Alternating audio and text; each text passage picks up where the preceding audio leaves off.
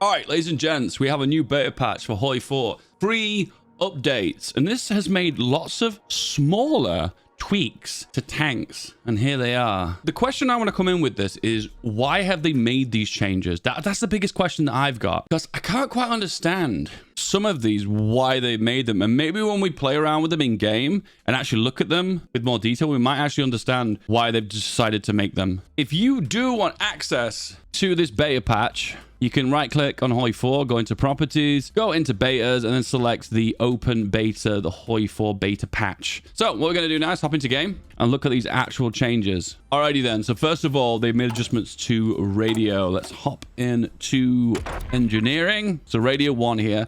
20% defense, 15% breakthrough. So the radio curve is slightly changed. Overall efficiency of radios is slightly reduced. Now, I can't remember off the top of my head what they were before. So 40% defense, and then the final one is this one, the center metric radio, which is this one, gives 60% defense and 40% breakthrough. Here's my take on this. It looks like they've adjusted the cost. This seems cheaper than before. Was it 0.5 production cost for the first radio? And there's 1.5 here and then 2.5. It looks to me, I could be wrong, but it looks like they've made it cheaper. The biggest issue I find with radio is this first number is deceiving, because tanks for the most part don't have a lot of defense. So 60% of practically no defense is practically nothing. So to be fair, the reason you add radio on is for breakthrough. So let's just look at a tank design that we can make. Adding radio onto it gives us 2.9 breakthrough, which is decent, and 0.4 defense. But for instance, if it was a, let's say, a light fixed superstructure, which is defense orientated, we get an extra 4. It makes me wonder if there are any upgrades that give defense. So extra ammunition storage gives 4 defense. I feel like that's been changed, because that seems higher than I remember. But now potentially we've got up to 15 defense. These aren't massive improvements, are they? They are still relatively small. I feel like it's a bit strange to me to focus on a defensive tank anyway. So for the most part, the breakthrough bonus is pretty decent, but the defense bonus is just, I don't know why you'd ever go for it. So potentially, if we were to flip it the other way and focus on ammunition, radio, cast armor, and interweaved road wheels, this is a very expensive light tank, and the reliability is horrendous too, but you get a massive amount of breakthrough for quite an early tank. I suppose it's pretty cool. From my perspective, I never used to make radio and add radio onto tanks, because I felt like the percentage bonus wasn't really worth the time compared to the production cost. Because at the end of the day, whenever I'm making things in Hoi 4, I'm always thinking about cost effectiveness. Sure, it might give you a juicy bonus, but if it costs too much, then it kind of, the balance isn't there, you know what I mean? The close support gun, which used to be the old meta when Tank Designer came out, has 10 piercing from 12, so they've nerfed it slightly. So the close support gun is this one, so it's the artillery roll. It's decent at the very start of the game in 1936 because it gives a lot of soft attack. Unfortunately, the production cost of 4 is just very high, but then potentially you've got all the soft attack. If you were to make it, for instance, an artillery roll, and you had more of the artillery bonuses, you could potentially get more soft attack. The reason why you wouldn't ever use the close support gun is just it isn't cost effective.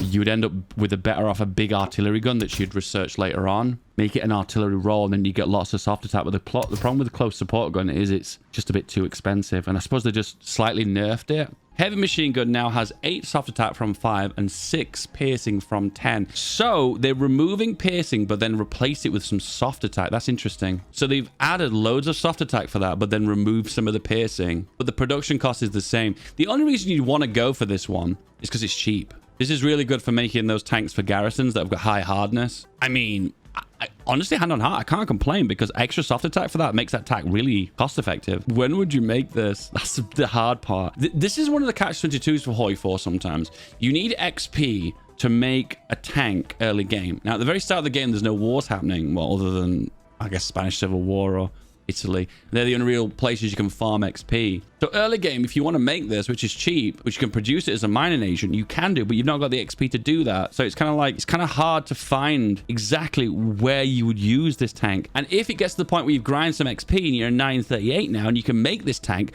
that's fantastic. However, this tank is now out of date. You should be using a real turret now and a special cannon. The secondary cannon and a heavy machine gun now have a fewer drawbacks but production costs. The heavy machine gun soft attack is now a 4 from 3, but hard attack has been removed. Interesting. So I believe before this also removed some of the reliability, right? And this heavy machine gun adds some hard attack, but now it doesn't. So it kind of feels viable now if you if you're a country that has high production costs, there's not really much downside to adding the heavy machine gun. So if this is a heavy tank and you're not limited to how many extra turrets you can have, why not just fill it full of extra machine guns if you've got no production costs? Because one, it's not reducing reliability and you're getting free soft attack. So it's a win, I guess, isn't it? So I suppose you can make some really cool designs where, let's say it's an artillery tank and you want to add more soft attack to it. You can add extra machine guns to it, which is an option. Let's just have a look. So interwar tank, heavy machine gun, heavy machine gun, heavy machine gun. At the end of the day, soft attack is king, guys. Soft attack is the stat that you used for the most part to win battles. So 18 production costs, and we've got a heavy tank here with a soft attack of 24. And I guess we could make it a heavy tank with a close support gun. And then overall, we've got a soft attack of 41 in 1936. Hey, that's pretty cool. That's pretty cool. But can you afford many of these tanks? Nope. Nope. Additional machine guns soft attack reduced from 1 to 2. Additional machine guns. So the additional machine guns are these ones, right? They've nerfed them. Wow. Okay. It looks... Is the production cost 0.5? Is that still the thing? It almost feels like they're incentivizing to fill out the remaining modules. But this is one of my rules, I feel like there's no real reason to... fill a slot unless I feel like you're getting something that's good bang for your buck. If you're adding something that's increasing the production cost by 1, I feel like it's not worth it. Maybe I've got this weird philosophy on like cost effectiveness of tanks.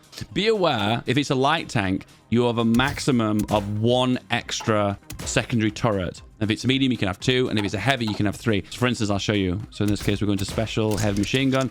If we want to add another one on, we can't, because this is a light tank and it can only have 1 extra slot. So the only thing you can add on now is additional machine guns, which add a very tiny amount of soft attack and defense. Easy maintenance module, which in the past was pretty OP because it was free. There was no production cost for it. Now reduces the build cost by 5%, but it requires 30 XP. So XP is a way of showing in game that we're learning from battles, either from defeat or victory. So if you ever looked into like the tanks evolution on the Eastern Front between Germany and the Soviet Union, you'll see that they're constantly adapting to different tactics that were employed to knock out tanks. Like for instance, armor skirts were added onto the Panzer IVs because the primary anti-tank weapon for the Soviet Union was like an anti-tank gun that was quite low caliber. And the idea wasn't to knock out the tank and destroy it. The idea was to hit the tracks and then immobilize it. So it is under Maintenance Company 1, or maybe 2, actually. Let's have a look. It's Maintenance Company 2. Anything that adds reliability for free is a win. The only downside is it's occupying one of the module slots. But now it has an additional bonus of reducing the cost of the tank by 5%. 5%, once again, not a massive amount, but I mean, it's free and you've got an extra slot. Why not? This is really confusing. It shows the text in red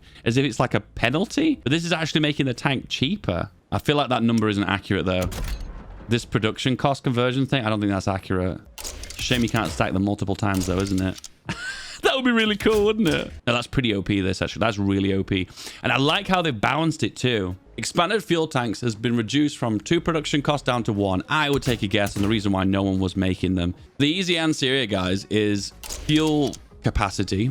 I'm not sure if it's increasing supplies. I'm not sure. But it allows the tank to go further deep into enemy territory before it runs out of supply. That's my prediction on that one. So potentially, if you've got a really fast tank, having extra fuel drums on it would allow you to go really deep into enemy territory. The only way I can think this would be useless is to snake into enemy territory. Or someone told me recently it's really good for Africa due to the fact that supply depots are so far away from each other. So you can like whiz all the way to the next supply depot, I suppose.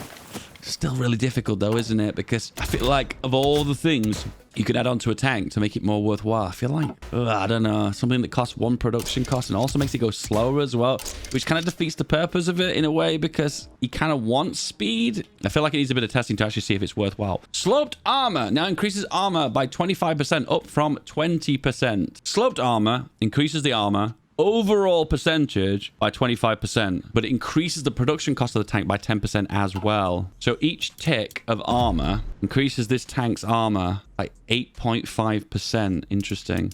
So we add sloped armor on it. It's a 36.6. Once again, it's one of those ones that pay off more if you have got a more expensive tank. But I suppose it's balanced in a way because it is an actual set percentage increase. I love that it's green as well. Production cost plus 10%. That should be red, shouldn't it? It should be opposite way around, shouldn't it? If you ever want to add armor onto a tank that feels like it's more cost effective, I think you're better off adding on armor skirts. 0.5 production cost from 2 armor and 3 breakthrough. Once again, the two things that tanks take the most advantage of. So my honest advice to you is probably start off with something like this, work on your armor points to begin with, and then when you've got the excess production, then you can start investing into sloped armor. That feels like the best logical conclusion for me. All right, next up, medium one-man turret has 8 breakthrough from 10 and reduces soft attack and hard attack by 10% from 25%. So my strategy when it came down to tank design would always be, if you want to make it cheap, put a one-man turret on it. That's when you want to make it cheap. Now, if you want to focus really heavily on breakthrough, then you would add on the bigger turrets. It just feels to me like there's a weird middle ground where it's like, why would you ever go for the middle ones? Especially now they've nerfed them. So we have, okay.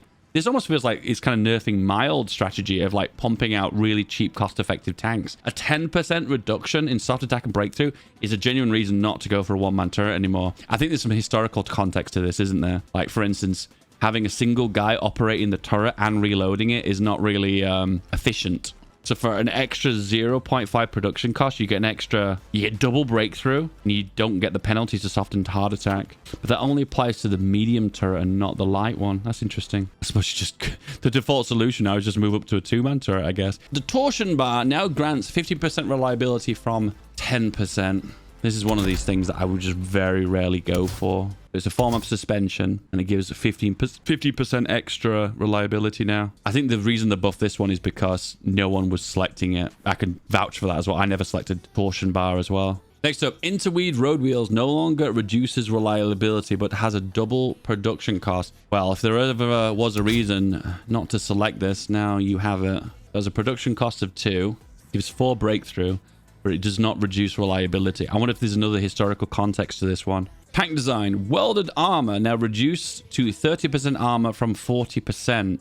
So they've nerfed welded armor, where before it gives a 40% bonus to armor. This is a good change. And the reason why this is a good change is now there's a bigger gap between cast armor and welded armor. What I think is important is when they add new technology for modules later game, when you research them, is it doesn't make the old ones completely redundant. And I felt that's what kind of happened when you got welded armor. You got it in 1936 to 1939, the normal pre-war period. And then at that point, cast armor became almost useless until you had that like late game situation where you had unlimited production. But now it feels like the gap between cast armor and welded armor is so wider now that cast armor becomes more viable in certain circumstances. So this is actually a really good change. Okay, so 2 small changes to planes. Torpedo mountings now have 14 naval attack from 12. They lose more agility. It feels like a straight bonus for the most part. Reduce the lower end plane engine IC costs. Earlier planes should have a little cheaper on the whole. That's really interesting. This might be because due to a lot of YouTuber testing to find out like the most optimal plane designs. And so what they've done now is they made the earlier plane significantly cheaper. So in the past, there was only 1 production cost between engine 1, Mark 1 and Mark 2. Now it's 12 to 14. There's a bigger gap. But you result in more speed and more thrust. So in the end of the day, you always want the bigger engines anyway. See, there's a bigger gap between these two as well. 24 production cost of 28. So what they're basically saying now is the newer, more up-to-date planes are significantly more expensive. And do you know what?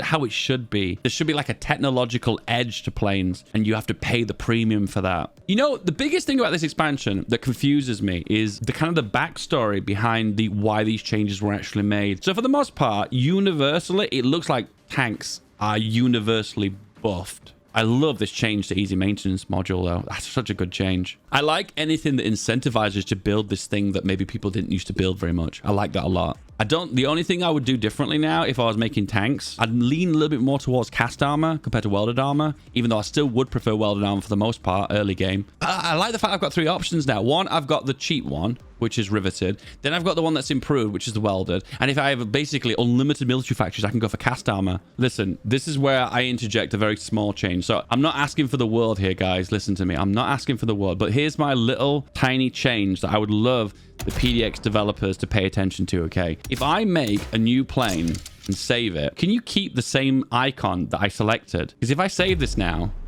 Oh, it's actually done it. What? Have they fixed it?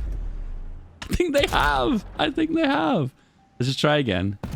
Save. We'll modify it somehow.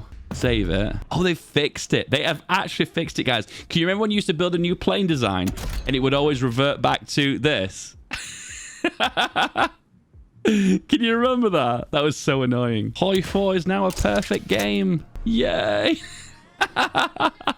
Any new changes you would like to see in future patches, please comment below. If anyone has more of a theory on why they made some of these certain tank changes, let me know in the comments below, such as balancing issues and maybe potentially multiplayer that I may have missed. Let me know in the comments below. And as always, if you want the next video, this one has been tailored to you by the YouTube gods. Give it a click. This one.